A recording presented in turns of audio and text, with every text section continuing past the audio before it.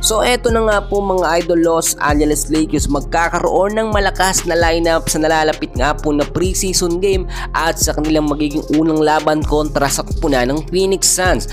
Bagong big man ng Lakers na si Otto Cerro mapapasama agad sa starting 5 lineup. Well, kung bago ka lang, please huwag mo nakakalimutan na mag-like and subscribe and then pahit na rin ang notification bell.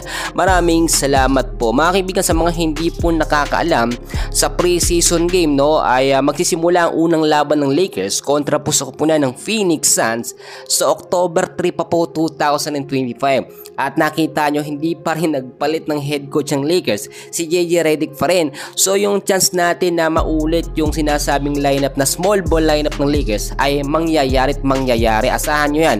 Pero nakita nyo naman, alam natin hindi yung naging effective last season dahil laglag ng Lakers sa playoffs. Sa pagkakataong ito, nakita natin yung hakbang na ginagawa ng Lakers na pagdagdag po ng big man, dahil nga po sa kakatapos lamang na NBA Draft 2025 ay napikat nakuha nila eto nga po power forward at the same time big man o sentro na si Otto Cerro. Well, marami nagsasabi hindi daw sasabat bilang defender ng Lakers itong si Otto Cerro dahil 6'8 lang daw po ang height. Baka pagkaroon na nakatapat nito mga 7-footer ay hindi na makaporma. Well mga idol, hindi po kukuhanin ng Lakers si Otto Cerro kung hindi yan caliber player o magaling talaga. Dahil alam nyo mga kaibigan, yung mga napapasama sa mga NBA draft, magagaling ho talaga yan.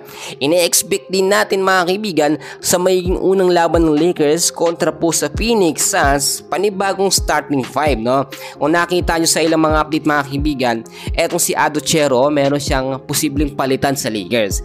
Eto nga po si Austin Reeves mga kaibigan, ay posibleng hindi natapusin o hindi panibago mag-renew ng kontrata sa Lakers, pwedeng hindi na yan bumalik. Eto naman po si Dorian Finney-Smith. Yan yung dalawang player na posibleng palitan nga po. Ito nga po si Otto Cerro. So sapat ba't maganda ba? Marami nang hihinayang sa ibang player ng Lakers kung mawawala, pero lagi nga natatalo. So mas maganda magkaroon ng experimental lineup ang Lakers. So yung sinasabi ko mga kaibigan ngayon ay magkakaroon na ng legit na katulong or kasama eto nga pong Lakers na si LeBron James at si Luka Doncic kapag ka nakasama sa starting 5 etong si Otto Cerro. Marami naman nagsasabi wala yan, mababang kulang yan si Otto Cerro mga kaibigan. So kung mababang ko, sino ang isasama sa starting 5? Kaya nga po nagdadagdag ang Lakers ngayon ng mga panibagong player para sa panibagong sistema. Kasi yung babang kulang si Otto Cerro, wala pong mangyayari. Uulit lamang ang sistema, sila lang ng mga player na magagamit. Alam nyo, ang daming big man ng Lakers, so huwag kayong mag-depende. Sinasabi nyo 6'8 lamang ang height at maliit itong si Otto Cerro. Ang daming matatangkad na player ng Lakers sa sentro na hindi naman napapakinabangan sa mga intense and crucial game.